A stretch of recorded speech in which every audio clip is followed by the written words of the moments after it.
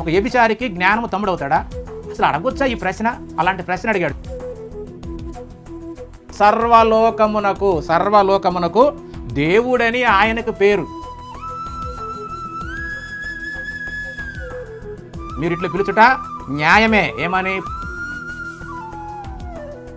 అంతకన్నా నువ్వు ఇంకొక ముక్క బయటకు వెళ్ళటానికి వీలేదు. యేసుక్రీస్తు వారు కూడా అబద్ధం ఆడినట్టుగా మన వాళ్ళు ఆయన్ని ఆయన యావే అని చెప్పుకున్నాడు.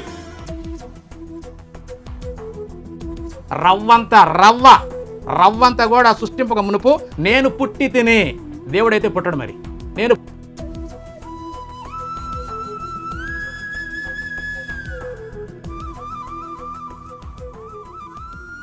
సకల ఆశీర్వాదములకు కారణభూతుడైనటువంటి దేవునికి, మన ప్రభు అయినటువంటి యేసుక్రీస్తు యొక్క తండ్రి అయిన దేవునికి వేలాది స్తుతులు, స్తోత్రములు. అలాగే ఆన్లైన్ ద్వారా వాక్యాన్ని చూస్తున్నటువంటి దేవుని పిల్లలందరికీ ప్రభు అయినటువంటి యేసుక్రీస్తు నామంలోనే నా శుభములు, వందనాలు. ఈ దినము లేఖనాల నుంచి ఒక మంచి అంశాన్ని ధ్యానిద్దాము. ఎందుకంటే నేను మరి గత 2 రోజుల క్రితము ఒక వాక్యాన్ని యూట్యూబ్లో పెట్టాను.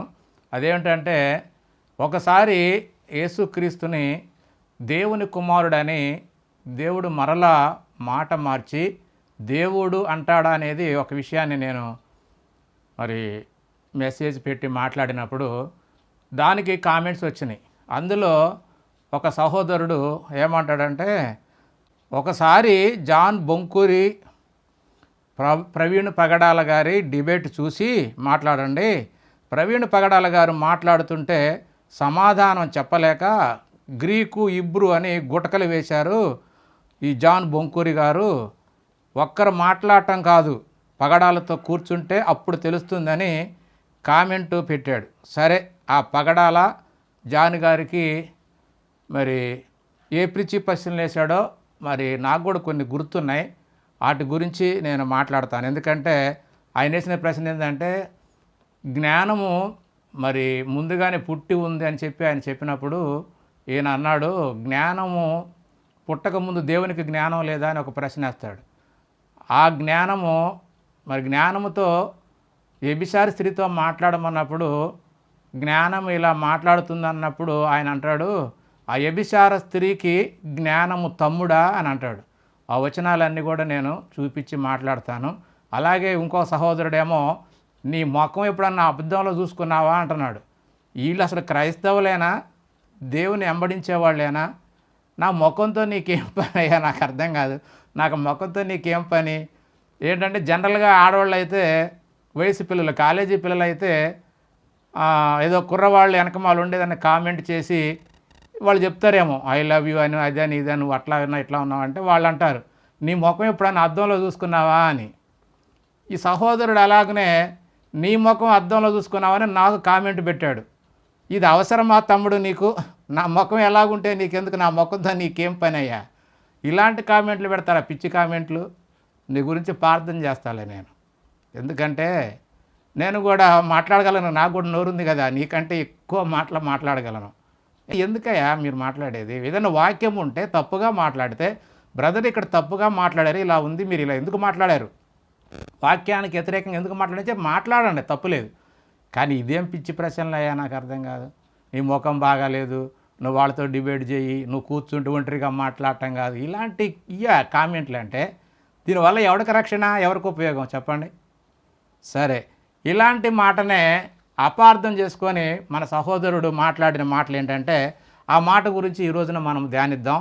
ఆ సహోదరుడు ఏంటంటే మరి రతన్ కిషోర్ గారు అని అనుకుంటా ఆయన పేరు.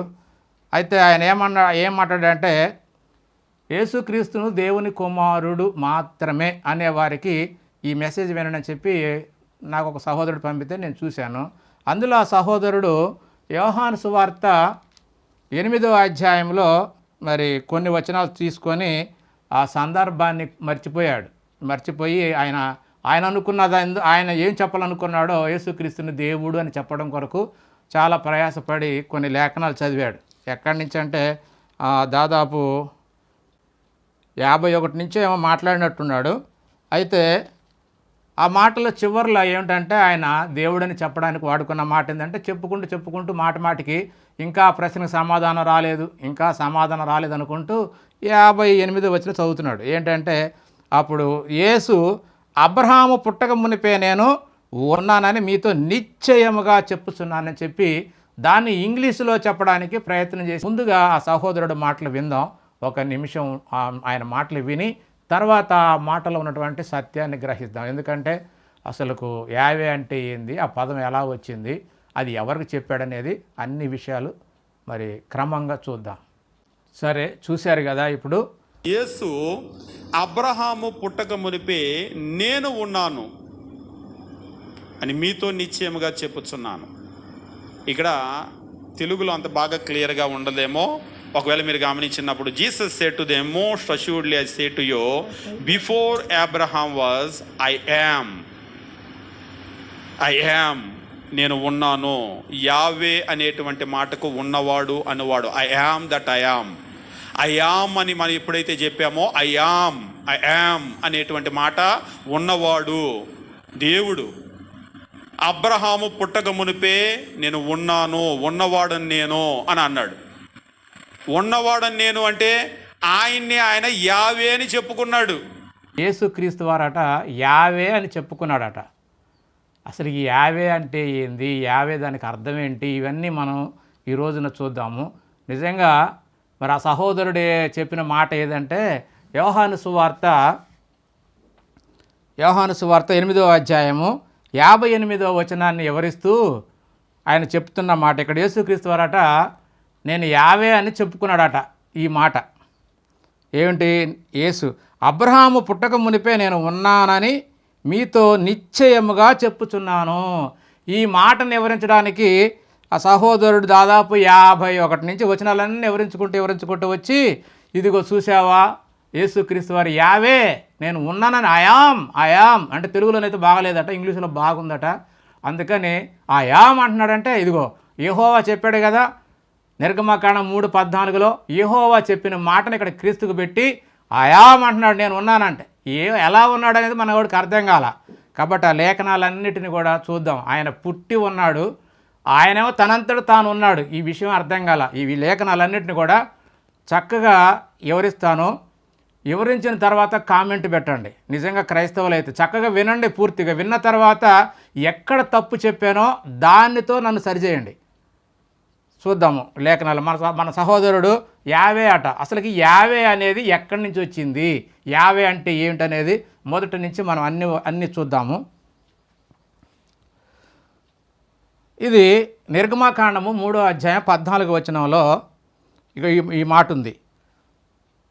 మోషే అడుగుతాడు, అయ్యా నేనేం చెప్పాలి నీ గురించి ఐగుప్తుకి వెళ్ళి అన్నప్పుడు వాళ్ళు నీ పేరు అడిగితే ఏం చేయాలన్నప్పుడు ఆయన చెప్తున్నాడు, అందుకు దేవుడు నేను ఉన్నవాడను అనువాడనై ఉన్నాను మోషేతో చెప్పాను. దానికి ఇంగ్లీష్లో కింగ్ జేమ్స్ వర్షన్లో ఏముందంటే God said and to Moses I am that I am అని ఉంది. న్యూ ఇంటర్నేషనల్ బైబుల్లో ఏముందంటే God said to Moses I am I am. దీని అర్థం పుట్టినోట్లో ఏమి ఇచ్చాడంటే I will be what I will be, అంటే ఉండుననువాడు అంటే ఎప్పుడు ఉండుననువాడు అనే మాట ఇక్కడ కింద I will be what I will be అని ఉంది. అంటే ఈ పదాన్ని ఇంగ్లీషులో ఎలా, ఇంగ్లీష్ నుంచి అంతకుముందు ఇబ్రూలో ఎలా ఉంది, ఇవన్నిటిని కూడా మనం చూద్దాము. అసలు యెహోవా అంటే ఎలా, ఈ పేరుకి ఎలా వచ్చింది అనేది. హిబ్రూలో ఈ పదాన్ని ఏమంటారంటే అది ఏమని ఐయామ్ హూ ఐయామ్ అనే పదాన్ని హిబ్రూలో వాళ్ళు ఎలా రాసి ఉందో చూస్తున్నాం. హై యాషిర్ హై అని రాయబడి ఉందట. దీనిని యోద్ హే వాన్ హే, దీన్ని ఇంగ్లీషులో చూసాం ఏమని ఐయామ్ హూ ఐయామ్ అని తర్జమా చేశారు. అంటే ఇబ్రూ పేరులోని అక్షరాలను కుదించి ఇంగ్లీషు పొడి అక్షరాలుగా మార్చి YHWH అంటే దీన్ని ఏమంటారంటే యావే, అంటే YAWEH యావే అని వాళ్ళు పిలుచుకున్నారు రాసుకున్నారు. దీనినే తెలుగులో యెహోవాగా తర్జమా చేశారు, ఇంగ్లీషులో జెహోవాగా తర్జమా చేశారు.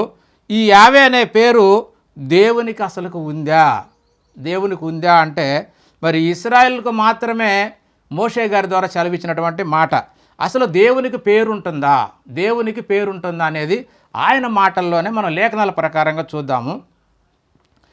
అసలు దేవుడు మోషే అడిగితేనే నేను ఉన్నవాడను అని చెప్పాడు, కానీ మోషేకు పితరులైనటువంటి అబ్రహాం, ఇస్సాకు, యాకోబులకు మాత్రం మరి వారికి యెహోవా అనే పేరు అసలు తెలియబడలేదు అని దేవుడు చెప్తున్నాడు. లేఖనాన్ని చూద్దాము. నిర్గమాకాండము 6వ అధ్యాయం 2-3 వచనాలు. దేవుడు మోషేతో ఇట్లనెను, నేనే యెహోవాను. 3వ వచనం, నేను సర్వశక్తి గల దేవుడును, సర్వశక్తి గల దేవుడను పేరున అబ్రహాము, ఇస్సాకు, యాకోబులకు ప్రత్యక్షమైతిని గాని యెహోవా అను నా నామమున నేను వారికి తెలియబడలేదు. యెహోవా అను నామమున నేను వారికి తెలియబడలేదని అంటున్నాడు దేవుడు. యెహోవా అనే నామము వాడి పితరులకు తెలియదు, అబ్రహాం గారికి తెలియదు, ఇస్సాకు, యాకోబులకు తెలియదు. అయితే మోషే గారు అడిగినప్పుడు మాత్రమే చెప్పిన మాట. ఈ మాటను బట్టి మనకు అర్థం కావాల్సింది ఏంటి ఏమిటంటే అసలు దేవుడు అంటే సర్వశక్తి. అంటే ఆయన ఏమంటున్నాడు, వాళ్ళకి ఎలా ప్రత్యక్షమయ్యాడట, సర్వశక్తిమంతుడు అనే పేరు మీద ప్రత్యక్షమయ్యాడంట, సర్వశక్తి గల దేవుడును. కాబట్టి దీన్ని బట్టి మనకు అర్థం కావాల్సిందంటే దేవుడు అంటే సర్వశక్తి లేదా నిత్యశక్తి అన్నది మనకు అర్థం కావాలి. ఎందుకంటే మనకు మరి పౌలు గారు కూడా చెప్తాడు నిత్యశక్తి అని, రోమపత్రికలో 1:20 అంటాడు. 20:21 చూస్తే మనకు దేవుడు అంటే ఏంటంటే ఆయన అదృశ్య లక్షణాలు అనగా అంటే నిత్యశక్తి, దేవత్వము, జగదుత్పత్తికి ముందు నుంచి అన్నిటిని సృష్టించినటువంటి వస్తువులన్నిటిని ఆలోచిస్తే అది మనకు అర్థమవుతుందన్న సంగతి పౌలు గారు చెప్తాడు. ఆయన అదృశ్య లక్షణాలు అంటే ఏంటో చూసాం. ఆయన నిత్యశక్తి, దేవత్వం, జగదుత్పత్తి మొదలుకొని సృష్టింపబడిన వస్తువులను ఆలోచిస్తే అర్థమవుతుంది అంటున్నాడు. అసలు దేవుడు అంటే నిత్యశక్తి, దేవత్వము అని ఖచ్చితంగా మనకు అర్థమవుతుంది. కాబట్టి ఈ యెహోవా అనే పేరు కేవలం ఇశ్రాయేలులకు మాత్రమే మరి ఇచ్చినట్టుగా మనకి ఈ లేఖనాన్ని బట్టి అర్థమవుతుంది. అది మనకు కాదు, అంటే అన్యులైనటువంటి వారికి కాదు అన్న సంగతి మనకు అర్థమవుతుంది. కాబట్టి మరి అందరికీ చెప్పినటువంటి మాట ఏందో చూద్దాము. యెషయా గ్రంథము 54వ అధ్యాయం 5వ వచనం, నిన్ను సృష్టించిన వాడు నీకు భర్త అయి ఉన్నాడు, సైన్యములకు అధిపతియగు యెహోవా అని ఆయనకు పేరు. సైన్యములకు అధిపతియగు యెహోవా అని ఆయనకు పేరు. ఇశ్రాయేలు యొక్క పరిశుద్ధ దేవుడు నీకు విమోచకుడు. ఇశ్రాయేలు యొక్క పరిశుద్ధ దేవుడు నీకు విమోచకుడు. సర్వలోకమునకు దేవుడని ఆయనకు పేరు. ఒకప్పుడు ఇశ్రాయేలుకు మోషే ద్వారా ఇచ్చినటువంటి పేరు అది వాళ్ళ వరకే, కానీ ఇప్పుడు మనకు అది లేదు. మనకు తండ్రి లేదా దేవుడు. అందుకని అప్పుడు యెషయా గారి ద్వారా ఏమంటున్నాడంటే సర్వలోకమునకు దేవుడని ఆయనకు పేరు అని చక్కగా ఇక్కడ తెలియజేశాడు. ఇంకొక సాక్ష్యం కూడా చూద్దాము. ఆమోసు గ్రంథము 5వ అధ్యాయం 27వ వచనం, నేను దమస్కు పట్టణము అవతలకు మిమ్మలను చేరుకొని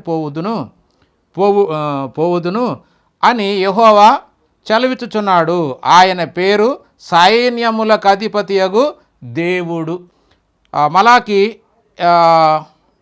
2:10 కూడా ఒక మాటను చూద్దాము.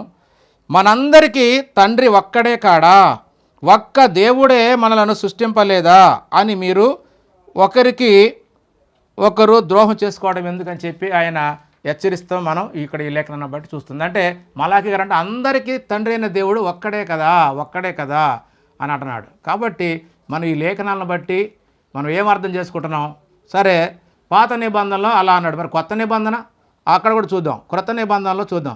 మత్తయి గారు రాసినటువంటి సువార్త 23వ అధ్యాయం 23:9, భూమి మీద ఎవనికైనాను తండ్రి అని పేరు పెట్టవద్దు, ఒక్కడే మీ తండ్రి, ఆయన పరలోకమందున్నాడు, మరియు గురువులని మీరు పిలువబడవద్దు, క్రీస్తు ఒక్కడే మీ గురువు. మరి ఇంకా ఏమంటున్నాడంటే మరి మీలో అందరికంటే గొప్పవాడు మీ పరిచారకుడై ఉండాలి అనే మాట ఆయన చెబుతాడు. ఎందుకంటే మరి నేను కూడా పరిచారము చేయించుకోవడానికి రాలేదు, కానీ పరిచారం చేయడానికే వచ్చానని చెప్పి మీరు కూడా నా వల్లే ఉండాలి. మీరు ఎలా ఉండాలంటే మీలో గొప్పవాడిగా ఉండాలంటే పరిచారం చేసేవాళ్ళలాగా ఉండాలని చెప్తున్నాడు, కానీ నేను మరి పరిచారం చేయించుకోవడానికి రాలేదంటున్నాడు. కాబట్టి ఈ మాటను బట్టి మనకు అర్థం కావాల్సిందంటే యేసుక్రీస్తు వారు ఈ లోకంలో ఉన్నప్పుడు మరి అధిపతిగా రాజుగానే ఈ లోకానికి వచ్చాడే తప్ప మరి ఆయన ఈ లోకంలో మరి దేవుడిగా పిలిపించుకోవడానికి రాలేదు, దేవుడు కాదు కూడా. కాబట్టి ఇంకా ఏమంటున్నాడంటే యోహాను గారు రాసినటువంటి సువార్తలో ఒక మాట ఉంది. 13వ అధ్యాయము 13వ వచనం నుంచి చూద్దాం. కాబట్టి ప్రభువనియు బోధకుడనియు నన్ను పిలుచుచున్నారు, ప్రభువనియు బోధకుడనియు నన్ను పిలుచుచున్నారు. నేను బోధకుడును ప్రభువును కనుక, నేను బోధకుడును ప్రభువును కనుక మీరిట్లా పిలుచుట న్యాయమే. ఇదే నీతి, ఇదే న్యాయం. మీరిట్లా పిలుచుట న్యాయమే. ఏమని? ప్రభు అని, బోధకుడని. ఇక అంతే, ఇంతకన్నా నువ్వు ఇంకొక ముక్క బయటికి వెళ్ళటానికి వీలే. ప్రభు అనియు బోధకుడని పిలుచుట న్యాయము. ఇదే నీతి, బైబుల్ నీతి, ఇదే న్యాయం అంటున్నాడు. అంటే 23:9 ఏం చెప్పాడు ఆయన? ఖచ్చితంగా ఏమన్నాడు? పరలోకమందు ఉన్నాడు తండ్రి ఒక్కడే, ఆయన పరలోకమందు ఉన్నాడు. పరలోకమందు ఉన్నవాడు దేవుడు అని ఖచ్చితంగా మనకు అర్థం కావాలి. కాబట్టి ఆయన ఇంకా ఏమంటున్నాడు కొన్ని మాటలు చూద్దాం. దేవుడని పేరు పెట్టొద్దు, ఆ పేరుతో పిలవద్దు అన్న మాట మనం ముందు చూసాము. కాబట్టి మరి ఇంకొక మాట చూద్దాం. చనిపోయి తిరిగి లేచిన తర్వాత కూడా మగ్దలేన మరియతో అన్నటువంటి మాట కూడా చూద్దాము.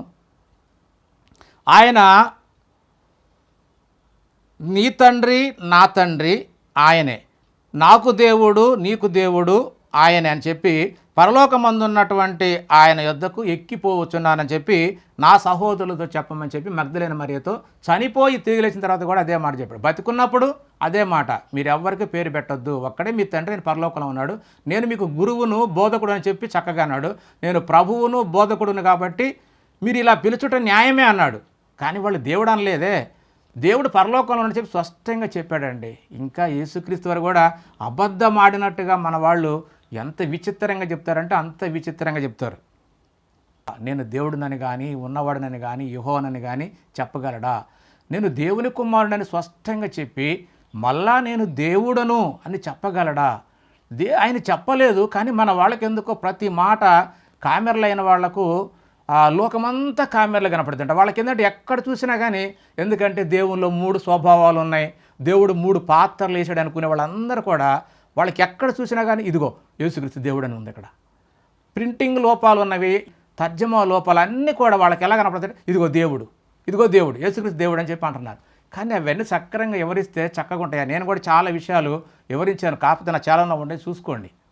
కాబట్టి ఇంకా పైగా మన సహోదరుడు ఏమంటున్నాడంటే దేవుడే యేసుక్రీస్తును దేవుడు అనకపోతే ఒప్పుకోడట. పరిశుద్ధాత్మ కూడా యేసుక్రీస్తును దేవుడు అని చెప్పకపోతే ఒప్పుకోడట. అలాగే యేసుక్రీస్తు వారు కూడా నేను ఉన్నవాడను, యెహోవాను, తండ్రిని, యావే అని దేవుడును అని తనంతట తానే చెప్పుకున్నాడట. ఎక్కడన్నా ఉన్నాయా రుజువులు? ఇక్కడ సందర్భం తెలియకుండా నువ్వు అన్ని తప్పుడు చెప్పుకుంటా పోతే లేఖనాలను ఎక్కడికి వెళ్ళి వస్తాయి? మనం అనుకున్నాయన్నీ రేఖనాలు ఉంటాయా? తప్పుడు ఆలోచన చేస్తే రేఖనాలు ఎక్కడికి వస్తాయి? చూద్దాం. ఏమంటున్నాడంటే ఇదే మరి సహోదరుడు వివరించిన దాన్ని నేను మరలా చెప్తున్నా వినండి. యోహాను రాసిన సువార్త 8వ అధ్యాయం 54 నుంచి 58 చదవండి, బాగా అర్థమవుతుంది. మా దేవుడని మీరు ఎవరి గురించి చెప్పుతారో ఆ నా తండ్రే, మీరు దేవుడని ఎవరి గురించి చెప్తారో ఆ నా తండ్రే నన్ను మహిమపరుచుచున్నాడు. నేను ఆయనను ఎరుగుదును, నేను ఆయనను ఎరగనని చెబితే నేను కూడా మీకులాగానే అబద్ధీకుడు నగుదును. కాబట్టి నాకు తండ్రి తెలుసు అని స్పష్టంగా చెప్తున్నాడు. నా దినము చూడాలని మీ తండ్రి అయిన అబ్రహాము మిగుల ఆశించాడు. మీ తండ్రి అయిన అబ్రహాము నన్ను చూడాలని, అంటే నా దినాన్ని చూడాలని మిగుల ఆశించాడు, అది చూసి సంతోషించాను అనగానే వీళ్ళకి అర్థం కావాలి ఏంటంటే ఇదేంటి, నీకు నిండా ఆయన వయసు చూస్తే నిండా ఆయనకు 50 ఏళ్ళు కూడా నిండలేదు, అప్పుడే నువ్వు అబ్రహాం చూసావా అంటే వీళ్ళు మనిషి స్వభావం అంటే మనిషి యొక్క రూపంతో చూస్తున్నారు. కానీ ఆయన ఎప్పటివాడో ఆయన ఎవరు అనేది వీళ్ళకి అర్థం కాలేదు. అందుకనే నీకు 50 ఏళ్ళు కూడా నిండలేదు, నువ్వు అప్పుడే అబ్రహాం ఎలా చూస్తావు అని వాళ్ళు ఆశ్చర్యపోతున్నారు. కాబట్టి ఇప్పుడు అసలైన విషయం ఏంటంటే 58వ వచనంలో యేసుక్రీస్తు అంటున్న మాట, యేసు అబ్రహాము పుట్టక మునిపే నేను ఉన్నానని మీతో నిశ్చయముగా చెప్పుచున్నాను అని చక్కగా చెప్పినప్పుడు మన సహోదరుడు మాత్రం దీన్ని మనవాడు అసలు తెలుగులో కన్నా ఇంగ్లీషులో ఇంకా బాగుంటుందని చెప్పి ఆయనకి, ఎందుకంటే ఏ కాడికి దేవునితోటి యేసును సరిచేయాలి, అందుకనే తప్ప అసలు నిజంగా ఇక్కడ ఏముందనేది ఖచ్చితంగా ఆత్మీయంగా అర్థం చేసుకోవడానికి ప్రయత్నం కాకుండా యేసుక్రీస్తుని దేవుడని చెప్పాలన్నది ఆయన ఉద్దేశంలా కనబడుతుంది నాకు. కానీ మరి మనం బాగా చూసినట్లయితే ఇక్కడ ఏమున్నదంటే ఆసియం బైబిల్లో కూడా చూశాను ఈ మాట నేను. అబ్రహాము జన్మించుటకు పూర్వమే నేను ఉన్నాను అంటున్నాడు. అబ్రహాము జన్మించుటకు పూర్వమే నేను ఉన్నాను అంటున్నాడు. ఇక్కడ ఈ మాటను బట్టి అర్థం చేసుకోవాల్సిందంటే అబ్రహాం ఎలా ఉన్నాడు? జన్మించి ఉన్నాడు. అబ్రహాం ఎలా ఉన్నాడు? జన్మించి ఉన్నాడు. మరి ఈయన కూడా జన్మించే ఉన్నాడు. అబ్రహాం కంటే ముందున్నాడు అంటే జన్మించి ఉన్నాడు. అది మనకు అర్థం కావాలి. కాబట్టి అది అర్థం కాక మన సహోదరుడు యెహోవాకి పోల్చేశాడు అనమాట. మరి కేజేవీలు అంటే కింగ్ జేమ్స్ వర్షన్లో ఏముందో చూద్దాం. 8వ అధ్యాయం 58. Jesus had unto them, verily verily I say unto you, before Abraham was I am. Before Abraham was I am అంటే అబ్రహాం కంటే ముందుగా ఉన్నాడు, ఆయన కంటే ముందుగా పుట్టి ఉన్నాడు అన్న సంగతి చెప్పడానికి ఎన్నో మెలకలు తిరిగాడు మన సహోదరుడు. సరే, ఇది కూడా మరి కరెక్టే కదా. అబ్రహాం కంటే ముందున్నాడంటే పుట్టాడు ఉన్నాడు, తప్పేముంది అందులో? కరెక్టే. కాబట్టి అయితే మన సహోదరుడికి అర్థం కావాలంటే ఈయన యెహోవా అని దేవుడు అని చెప్తున్నాడు, పుట్టాడు ఉన్నాడన్న సంగతి చెప్పట్లేదు. ఎలా ఉన్నాడైతే అతనికి అర్థం కాల. నేను ఈ లోకానికి రాకముందు ఆత్మరూపిగా పుట్టి ఉన్నానన్న సంగతి మనకు అర్థం కాక ఉన్నాననగానే దేవుడు అని చెప్తున్నాడు ఆయన. కాబట్టి వాక్కుగా దేవునిగా పుట్టి ఉన్నాడు అంటే దేవునిగా అనగానే మళ్ళీ దేవుడేగా అనబాకండి, దేవుడు అంటున్నావుగా అనబాకండి అనుకోకుండా వాక్కు దేవుని వలే. వాక్కు ఎలా ఉంది? దేవుని వలే, దేవునిదిగా, దేవుని దగ్గర ఉన్నాడు. పుట్టి దేవుని దగ్గర ఉన్నాడు. ఎలా ఉన్నాడంటే పరిశుద్ధుడుగా, దేవుని శక్తిగా, దేవుని వలే, దేవునిగా అంటే దేవుడు నిర్మించినట్టు న్యాయాధిపతిగా చాలా ఉన్నాయి. మరి దేవుడు మోషే గారిని కూడా దేవుడిగా నియమించాడు. ఆ విధంగా మనందరకు వాక్కును ఎలా పరిచయం చేశాడంటే దేవుని వలే, దేవునిదిగా, దేవునంత శక్తి కలిగి ఉన్నదన్న సంగతి మనకు అర్థం కావాలి. రెండో దేవుడిగా కాదు, లేతే యెహోవా కాదు. ఇలాంటి మాటలు మన సొంత ఆలోచన, బైబిల్లో లేదు. కాబట్టి ఆయన దేవుని దగ్గర ఉన్నాడు అంటే ఎలా ఉన్నాడంటే పుట్టి ఉన్నాడు అన్న సంగతి మనకు అర్థం కావాలి. అది అర్థం కాక ఆయన ఉన్నాడు అనగానే ఇదిగో అక్కడ ఉన్నవాడును అనువాడనై ఉన్నని ఆ మాటకు తీసుకొచ్చి దీన్ని పెడుతున్నారు. కాబట్టి ఇది చాలా పొరపాటు. కాబట్టి ఈయన ఎలా ఉన్నాడు, నిజంగా ఉన్నాడా, ఆయన పుట్టాడు అనేది లేఖనాలను మనం కొన్ని చూద్దాము. సామెతల గ్రంథము 8వ అధ్యాయం 22 నుంచి 31 బాగా చదవండి. 1కి 4 సార్లు చదవండి. అసలు ఈ పుట్టున్న వాళ్ళు ఎవరు, నియమించబడ్డవాడు ఎవడు, దేవుని దగ్గర ప్రధాన శిల్పిగా ఉంది ఎవరు, నేలమట్టి రవ్వంతా కూడా లేకముందు ఉన్నది ఎవరు అనేది చక్కగా అర్థం చేసుకోండి. ఇవి చెబుతున్నా కానీ కొంతమందికి అర్థం కాక వాళ్ళు ఏమంటారంటే, ఈ మాట చదువుతుంటే ఏమంటారంటే అది పదార్థం బ్రదరు, అది పదార్థం గురించి మాట్లాడుతున్నాడంట. పదార్థం అట, అది పదార్థం బ్రదరు, లేకపోతే మరి జ్ఞానం బ్రదరు అంటారు కొంతమంది. జ్ఞానం సరే అదేనయ్యా, జ్ఞానమే క్రీస్తు అని మేము బోధిస్తున్నామంటే మళ్ళీ అంటారు కదా మీరు అనుకున్నట్టుగా క్రీస్తు కాదు, ఆ జ్ఞానం క్రీస్తు కాదని చెప్పి మరలా పక్కకి తిప్పేస్తారు. కానీ అది మాత్రం ఒప్పుకోరు. ఎందుకంటే ఈయన దేవుడిగా నిరూపించాలి కాబట్టి. ఈ జ్ఞానం క్రీస్తు అంటే ఈ జ్ఞానం క్రీస్తు కాదంటారు. మరి మరొక సహోదరుడు సిఓసి అంటే మాణిక్యం అనే ఒక సహోదరుడు డిబేట్లు కూడా చేశాడు. ఆ సహోదరుడు కూడా ఏమన్నాడంటే నేను యేసుక్రీస్తే జ్ఞానం అని చెప్తే ఆ సహోదరుడు అన్నాడు మరి ఈ జ్ఞానం గురించి రాసింది ఎవరంటే సలోమోను గారు. కాబట్టి సలోమోను ప్రవక్త కాదు, కాబట్టి ఆయన మాటలు మనము లెక్కలోకి తీసుకోకూడదు అంట. ఇవన్నీ లేఖనాలే కదా, బైబిల్లో రాయబడ్డాయనే లేఖనాలే కదా, సందర్భానుసారంగా దాని మీనింగు సారాంశం చూడాలి కదా. అట్ట కాకుండా సొలొమోను గారు రాసి ఆయన ప్రవక్త కాదు కాబట్టి ఆ మాటలు మనం లెక్కలోకి తీసుకోకూడదని చెప్పి ఆ సహోదరుడు నాకు కామెంట్ పెట్టాడు. సహోదరుడు ఎవరంటే బొంకూరి జాన్ గారు, మరి ఆయన్ని రక్షణ టీవీ వాళ్ళు అంటే ప్రవీణ్ పగడాల, బెన్హర్ వీళ్ళిద్దరూ దేవుడి గురించి నిన్ను కొన్ని ప్రశ్నలు అడుగుతాం, మాకు సమాధానం చెప్పాలని పిలిచారు. డిబేట్ అని కూడా చెప్పలేదు.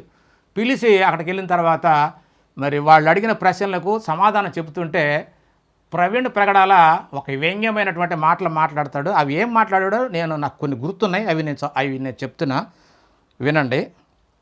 ఏమంటాడంటే ఈయన అడిగారు, పూర్వకాలమందు సృష్టి ఆరంభం తన కార్యములలో ప్రథమైన దానిగా యెహోవా నన్ను కలుగజేశాను అని సొలొమోను ద్వారా చెప్పబడినటువంటి ఆ లేఖనాన్ని, ఈ మాటను అంటే ఈ వాక్కును జ్ఞానముగాను మరి వాక్కుగాను దేవుడు సృష్టించాడు అని చెబితే ఈయన ఏమంటాడంటే, అంటే ఆ దేవుడు ఆ జ్ఞానాన్ని సృష్టించక ముందు అంటే బుద్ధి లేనటువంటి మాటలు, ఈ ప్రకటాల మాటలు ఏదంటే ఏమంటాడంటే, ఈ జ్ఞానాన్ని దేవుడు సృష్టించక ముందు దేవునికి జ్ఞానం లేదా అంటాడు. దేవునికి అసలు దేవుడు జ్ఞానాన్ని సృష్టించాడు అంటే దేవునికి జ్ఞానం లేదా అంటే అసలు దీనికి ఏ సంబంధమైన ప్రశ్న? ఏమంటారు ఈ ప్రశ్నని? అంటే జ్ఞానం ఉంటేనే కదా ఏదైనా చేయగలిగేది. జ్ఞానం లేకుండా దేవుడికి ఎలా ఉంటుంది? అంటే ఈ జ్ఞానం సృష్టింపబడక ముందు దేవునికి జ్ఞానం లేదా అంటున్నాడు. మూర్ఖమైన ప్రశ్న కాదు. కానీ ఇంత చిన్న చిన్న విషయాలు కూడా అర్థం కాకుండా వ్యంగ్యంగా ప్రశ్నలు వేయటానికి ఆయన ఏం చెప్తాడు అని ఆయన్ని ఎత్తికమ్మక పెట్టాలన్న ఉద్దేశంతో ఇంకా ఏమంటాడంటే ఈ జ్ఞానం గురించి సామెతల గ్రంథం 7వ అధ్యాయంలో ఒక సందర్భం ఉంది. అంటే జారా స్త్రీ గురించి, అంటే వ్యభిచారం చేసే స్త్రీ దగ్గరికి వెళ్ళినప్పుడు ఆమెతో పాపము చేయకుండా, అంటే జారా స్త్రీలు చెప్పే తీయటి మాటలకు లొంగిపోకుండా తప్పించుకున్నటకు చెప్పిన మాటలు, అంటే దేవుని ఆజ్ఞలను మనసులో ఉంచుకోమని నా ఉపదేశమును కనుపాప వలె కాపాడుకుంటే ఆ మాటలు ఆజ్ఞలు నిన్ను కాపాడతాయి అని చెప్పడం కొరకు అలాంటి సందర్భంలో నీ ప్రవర్తన ఎలా ఉండాలో చెబుతూ దేవుని జ్ఞానాన్ని బట్టి సొలొమోను చదివించినటువంటి మాటలు అక్కడ ఉంటే, ఈ మాటలలో ఉన్నటువంటి ఒక మాటను తీసుకొని ఈ పగడాల మరి ఏమంటున్నాడో చూద్దాం. అక్కడ 5వ వచనం ఏముందంటే, 7వ అధ్యాయం 5వ వచనం ఏముందంటే, జ్ఞానముతో నీవు నాకు అక్కవనియు తెలివితో నీవు నాకు చెలికత్తెవనియు చెప్పుము, అప్పుడు ఆ మాటలు నిన్ను జారస్త్రీ యొద్దకు పోకుండా ఇచ్చకపు మాటలకు మరి అంటే ముఖస్థితి మాటలు, పొగిడే మాటలు, పరస్త్రీకి లోబడకుండా నిన్ను జాగ్రత్తగా కాపాడతవి. అంటే ఈ జ్ఞానంతో మాట్లాడమంటున్నాడు. జ్ఞానంతో అంటే జ్ఞానయుక్తమైన మాటలు, జ్ఞాన సంబంధమైన మాటలతో అలా సమాధానం చెప్పమని అక్కడ చెబితే మన సహోదరుడు ఏమంటున్నాడంటే జారస్త్రీ అనే అక్కకు ఈ జ్ఞానము తమ్ముడా అంటున్నాడు. ఏమన్నా బుద్ధి ఉందా? అక్కడ సందర్భం ఏంటి? జ్ఞానం అంటే దేవుని కుమారుని చెప్పి అక్కడ ఆయన చెప్తే, అంటే ఈయన చెప్తున్నాడంటే ఒక్కరంగా ఈ జ్ఞానం నువ్వు అంటే ఇక్కడ ఒక మాట ఉంది కదా, జ్ఞానముతో నీవు నాకు అక్కవనియు తెలివితో నువ్వు నాకు చెలికత్తెవనియు చెప్పమని అన్నప్పుడు ఈ మాటను తీసుకొని ఈ బుద్ధి లేని పగడాల ప్రవీణ్ ఏమంటాడంటే, ఏంటంటే అసలుకి ఈ మాటలు, ఈ జారస్త్రీ అనే అక్కకు ఈ జ్ఞానము తమ్ముడా అంటున్నాడు. అసలు బైబిల్ తెలుసా వీనికి? వ్యంగ్యంగా మాట్లాడటం, తమ్ముడా అంటున్నాడు. ఏంటి ఇక్కడ సందర్భం ఏమిటి? పాపము చేయకుండా నా ఆజ్ఞలు కనుపాప వలె కాపాడుకొని అవి నిన్ను కాపాడతాయని చెప్పి దేవుడు సొలొమోను ద్వారా చెప్తుంటే వ్యంగ్యంగా మాటలు ఇవి కరెక్టేనా? జ్ఞానము ఆమెకు తమ్ముడవుతాడా? ఏం మాట్లాడి జారస్త్రీకి, ఒక వ్యభిచారికి జ్ఞానము తమ్ముడవుతాడా? అసలు అడగొచ్చా ఈ ప్రశ్న? అలాంటి ప్రశ్న అడిగాడు. కావాలంటే ఉంటుంది చూడండి, రక్షణ టీవీలో ఇలా డిబేట్ ఉంటుంది చూడండి. ఇంకా ఒక సందర్భం చూద్దాం, బుద్ధి జ్ఞానం ఉంటే ఎలా కాపాడుకుంటారో తెలుసుకోవడానికి ఒక మాట చూద్దాం. అక్కడంటే ఆదికాండము 39:9వ వచనంలో ఒక యేసేపు మరి అతని మీద కన్నేసి, ఒక స్త్రీ అంటే పొతీఫర్ భార్య అతని మీద కన్నేసి ప్రతిరోజు ఆయనతోటి శయనించాలని, ఆయనతో వ్యభిచారం చేయాలని కోరుకుంటుంటే ఆయన ఎలా తప్పించుకున్నాడో తెలివిగా. ఆయనలో దేవుని మాటలు ఉన్నాయి, దేవునికి లోబడేవాడు కాబట్టి ఆయన ఆమెతో పాపం చేయాల. అలా పాపం చేయకుండా తప్పించుకోవడానికి ఇలా చెప్పాడు. అవి చూద్దాం. యేసేపు తన యజమాని భార్య పాపము చేయమని పదే యేసేపును ఇసుకిస్తూ ఉంటే ఆయన అంటున్న మాట, ఈ ఇంటిలో నాకంటే పైవాడు ఎవడనూ లేడు, నీ భర్త తప్ప, కాబట్టి నీవు అతని భార్యవైనందున నిన్ను తప్ప మరి దేనిని నాకు అప్పగింపక ఉండలేదు. కాబట్టి నేనెట్లు ఇంత ఘోరమైన దుష్కార్యము చేసి దేవునికి విరోధముగా పాపము చేయుదును, పాపము కట్టుకుందును అని అంటున్నాడు. అంటే దేవుని మాటలు ఆయనలో ఉన్నాయి, దేవుడికి ఆయన లోబడ్డాడు. అలా దేవుని మాటలు మనలో ఉంటే ఇలాంటి పాపకార్యాలు చేయడానికి మనం ఏమాత్రం సాహసించము. అందుకనే జ్ఞానము కలిగి, అంటే జ్ఞానమైన వాక్కు నీలో ఉంటే, ఆ దేవుని మాటలు నీలో ఉంటే ఈ పాపము చేయవు.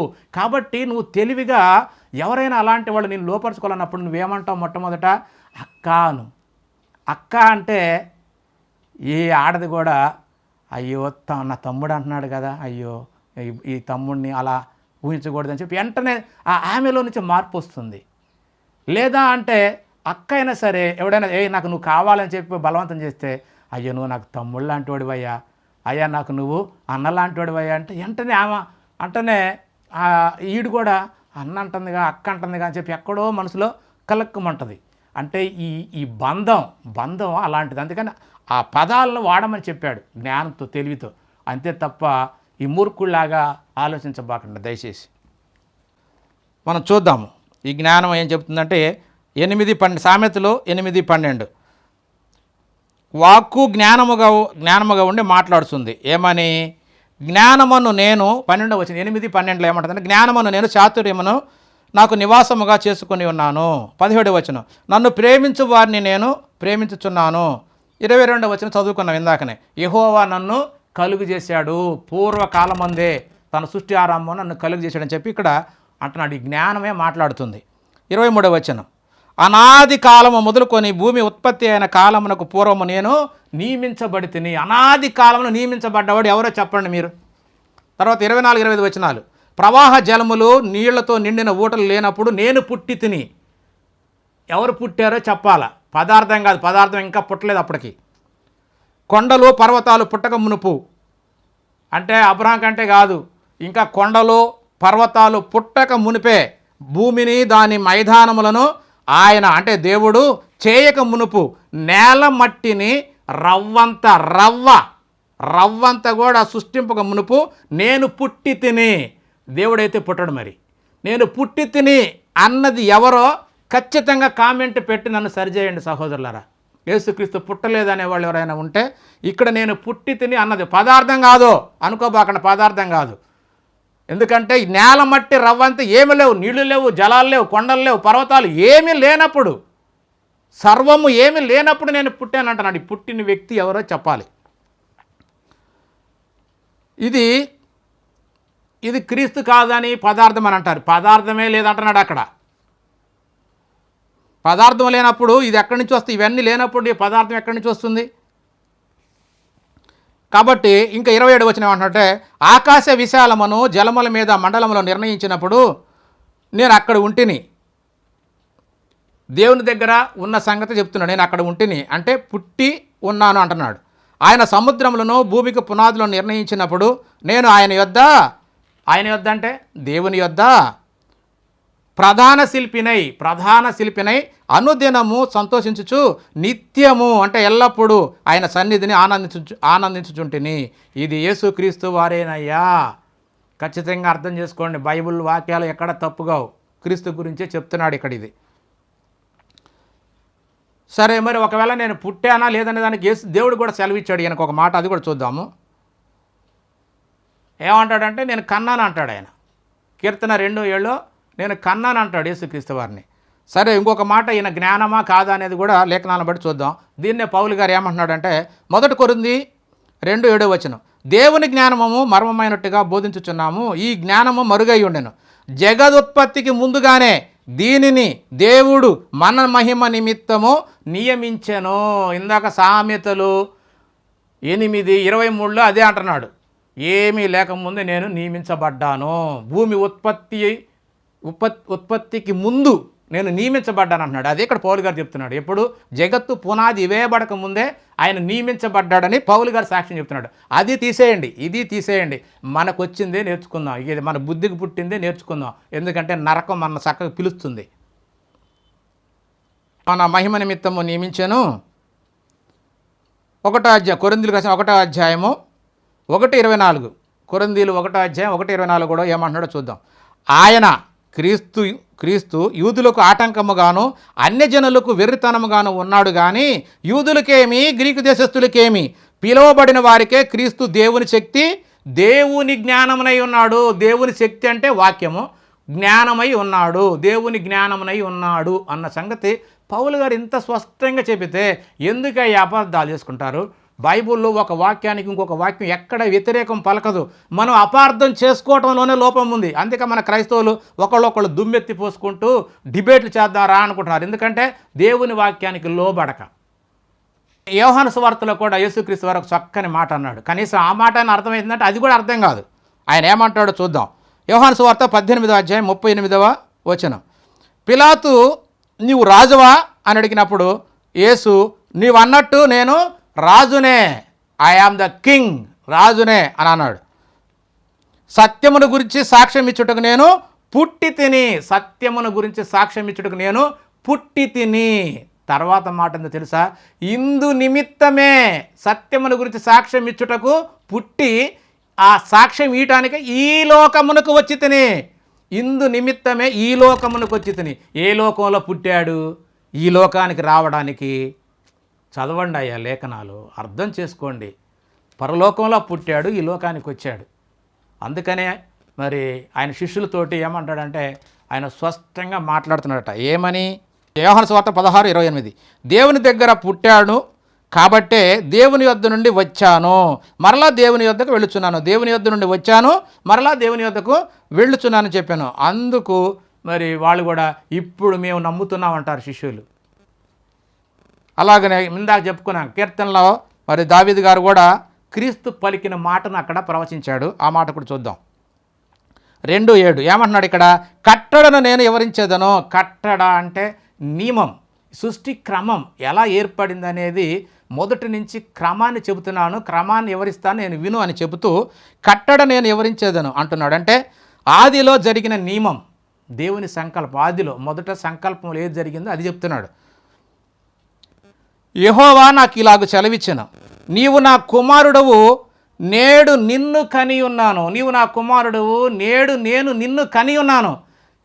ఇది కొత్త నిబంధనలో మరియ గర్భం ద్వారా వచ్చినటువంటి సందర్భం కాదు, ఆదిలో పుట్టిన సందర్భం. దీన్ని కూడా మన వాళ్ళు వక్రీకరించి చెప్పడం వల్ల ఆ మాట అర్థం కాకుండా వెళ్ళిపోయింది. కాబట్టి ఏమన్నాడంటే నీవు నా కుమారుడు, నేడు నేను నిన్ను కని ఉన్నాను అని చెప్పి అన్నాడు. అందుకే క్రీస్తు జగత్తుకు ముందే అబ్రహాం ఎలా ఉన్నాడంటే పుట్టి ఉన్నాడు కాబట్టి నేను కూడా పుట్టే ఉన్నానని చెప్తున్నాడు. అబ్రహాం కంటే ముందు పుట్టానని చెప్తున్నాడే తప్ప నేను దేవుడినని కాదు, లేకపోతే యెహోవానని కాదు, ఇవి కాదు సోదరా. పూర్తిగా అపార్థం చేసుకొని ఆయన దేవుడని చెప్పడానికి ఇవన్నీ ఎత్తుక్కున్నావు. కానీ ఇంగ్లీష్లోనే మరి ఇంకొక బైబుల్ ఇంటర్నేషనల్ కింగ్ జేమ్స్ వర్షన్లోనే బిఫోర్ అబ్రహాం అన్నాడు, బిఫోర్ అబ్రహాం అయామ్ అన్నాడు. అంటే వాజ్ అయామ్ అంటే అబ్రహాం కంటే ముందు ఉన్నాడని చెప్పాడు. కానీ న్యూ ఇంటర్నేషనల్ బైబుల్లో ఇంగ్లీష్లో ఏముందో అది చదువుతున్నా వినండి. యోహాను 8:58 ఇంగ్లీష్లో, very truly I tell you Jesus answered before Abraham was Born I am అన్నాడు. అబ్రహాం కంటే ముందుగా పుట్టాను అంటున్నాడు. బైబిల్లో ఇది కూడా బైబిలే. చూడండి న్యూ ఇంటర్నేషనల్ బైబిల్లో యోహాను 58 ఏమన్నాడంటే ట్రూలీ అంటే నిజంగా, వెరీ ట్రూలీ, చాలా వాస్తవం అయ్యా ఇది. Very truly I tell you Jesus answered before Abraham was Born I am.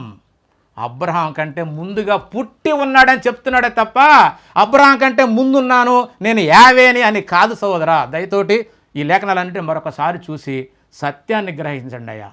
ఎందుకంటే యేసుక్రీస్తు వారు మరి దేవుని కుమారుడని నమ్మితేనే మనకు నిత్యజీవం అని చెప్పి లేఖనాలన్నీ ఉన్నాయి. ఆయన నేను పుట్టాను అంటున్నాడు. జగత్తు పునాది వేవడకు దేవుడు నన్ను కలిగించాడు అంటున్నాడు. దేవుడేమో నేను కన్నాను అంటున్నాడు. మళ్ళీ ఇంకా మరి కొలసీ పత్రికలో అంటాడు, కొలసీ పత్రికలో 1:15 అంటాడు, ఆయన సర్వ సృష్టికి ఆది సంభూతుడై ఉన్నాడు. దేవుని స్వరూపం కలిగిన వాడు. దేవుని స్వరూపం అంటే దేవుని స్వరూపం ఏంటి? ఆత్మస్వరూపం. ఆయన కూడా ఆత్మస్వరూపంగానే పుట్టాడు. ఆత్మస్వరూపిగా పుట్టి ఆది సంభూతుడు, ఆదిలో సంభవించిన వాడు, ఆదిలో కలుగు చేయబడిన వాడు అని అంటాడు. మరలా ఆయనకు అన్నిటిలో ప్రథమ స్థానం ఇవ్వడం కొరకు మళ్ళీ ఏమంటాడంటే ఆది సంభూతుడై ఉన్నాడు. ఎలా? మొదట పుట్టిన వారిలో, అలాగే మొదట చనిపోయి తిరిగి లేచిన వారిలో కూడా పునరుత్థానుడు కూడా ఈయనే మొదటివాడు. కాబట్టి ఈయన సర్వ సృష్టికి మొదటివాడు. అంటే సృష్టికి ముందు పుట్టినవాడు, సృష్టి నాశనానికి చివరిలో ఉండేవాడు కూడా ఈయన. అందుకని అల్ఫా ఓమేగా. ఇక్కడ ఇంకొక దానిలో ఏంటంటే ఇక్కడ ఆది సముద్రం ఏంటంటే చనిపోయి తిరిగి లేచిన వారిలో కూడా మొదటివాడు, అలాగనే చివరి దాకా ఉండేటువంటి వాడు కడపటివాడు. మొదటివాడు కడపటివాడు కూడా యేసుక్రీస్తు వారు. మరి దేవుడు ఆయన కంటే ముందుగా ఉన్నవాడు, ఆయన తర్వాత కూడా ఉంటాడు. ఈయన రాజ్యాన్ని సంపాదించి తీసుకెళ్ళి తన దేవునికి అప్పగించి దేవునికి లోబడతాడు. దేవునికి లోబడ్డ తర్వాత చివరిలో ఉండేది దేవుడే. అందుకనే దేవుడు మొదటివాడు, చివరివాడు. ఈయన అల్పయు ఓమేగయు, ఆయన అల్పయు. ఇద్దరు ఒకటే విషయాన్ని చెప్పినప్పుడు సందర్భం అర్థం కావాలా. అర్థం చేసుకొని సత్యం అందుంటే మనకు పరలోకం, లేదంటే నిత్య నాశనం. దయతోటి మరొకసారి చూసి నాకు కామెంట్ పెట్టండి. ఒక అతన్ని తిట్టడం ఎందుకు? లేఖనాల్లో ఎక్కడ తప్పు చేశానో అది చెప్పు. నీకు అర్థం కాదు, నీకు తెలియదు, నీకు బుద్ధి లేదు, నువ్వు ఇట్ట ఎదవల్లారు ఏంటో ఇవి నాకు అర్థం. మీరు క్రైస్తవులేనా? క్రైస్తవులైతే ఏదైనా ఎవరన్నా విమర్శించినప్పుడు చెప్పండి. విమర్శ కాదు, సద్విమర్శ. వాక్యాన్ని చూపించి ఇలా ఉంటే ఇలా ఉంది, సద్విమర్శని స్వీకరించండి. ఎవరిని అవమానపరచాలని కాదు, తక్కువ చేయాలని కాదు. అందరికీ వందనాలు. దేవునికి స్తోత్రం.